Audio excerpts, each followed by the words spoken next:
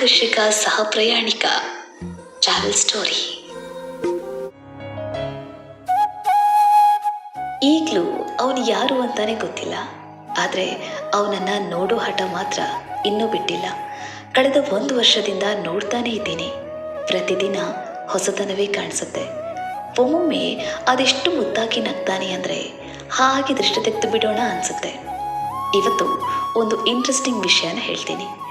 ಒಂದಿನ ನಾವು ಗೊತ್ತಿಲ್ಲದೆ ಒಂದೇ ಕಲರ್ ಡ್ರೆಸ್ ಹಾಕ್ಕೊಂಡು ಅದೇ ಬಸ್ನಲ್ಲಿ ಜೊತೆಯಾಗಿದ್ವಿ. ನಾನು ಮೆರೂನ್ ಕಲರ್ ಡ್ರೆಸ್ ಹಾಕ್ಕೊಂಡಿದ್ದೆ, ಅವರು ಮರೂನ್ ಕಲರ್ ಶರ್ಟ್ ಹಾಕ್ಕೊಂಡಿದ್ರು. ಅವತ್ತು ಇಬ್ಬರು ಒಂದೇ ಸೀಟ್ನಲ್ಲಿ ಕೂತಿದ್ವಿ. ನಾವಿಬ್ಬರು ಮ್ಯಾಚಿಂಗ್ ಡ್ರೆಸ್ ಹಾಕ್ಕೊಂಡಿದ್ದು ಇಬ್ಬರಿಗೂ ಸರ್ಪ್ರೈಸ್ ಆಗಿತ್ತು. ಮನಸ್ಸಲ್ಲೇ ಖುಷಿ ಪಡ್ತಾ ಇದ್ವಿ. ಅದೇನೂ ಗೊತ್ತಿಲ್ಲ, ನಾಳೆ ಅವರು ಯಾವ ಕಲರ್ ಡ್ರೆಸ್ ಹಾಕ್ಕೊಂಡು ಬರ್ತಾರೆ ಅನ್ನೋದು ಮುಂಚಿನ ದಿನವೇ ನನಗೆ ಗೊತ್ತಾಗ್ತಾ ಇತ್ತು. ಆವತ್ತಿಂದ maroon colour dress, grey colour, ಪಿಸ್ತಾ colour, black colour, white colour unexpected ಆಗಿ ಮ್ಯಾಚಿಂಗ್ ಆಗ್ತಾಯಿತ್ತು. ಇಲ್ಲಿ ತನಕ ಹಾಯ್ ಬಾಯಿಗೆ ಬರೀ ಸ್ಮೈಲ್ ಕೊಡ್ತಾ ಇದ್ದ ಅವರು ಈಗ ಕಣ್ಣಲ್ಲಿ ರೇಗಿಸೋಕೆ ಶುರು ಮಾಡಿದ್ದಾರೆ. ನಾನೇನು ನೋಡಬೇಕು ಅಂತ ಅನಿಸಿ ಅವ್ರನ್ನ ನೋಡ್ತೀನಿ.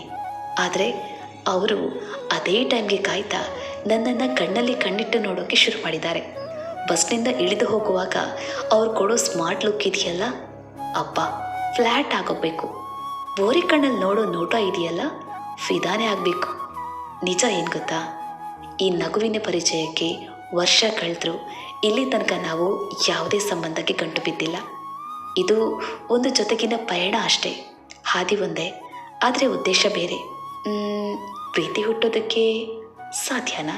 ತಂಗಾಳಿ ತನ್ನವನ ಕರೆದು ಸನಿಹ ಸೆಳೆದಂತೆ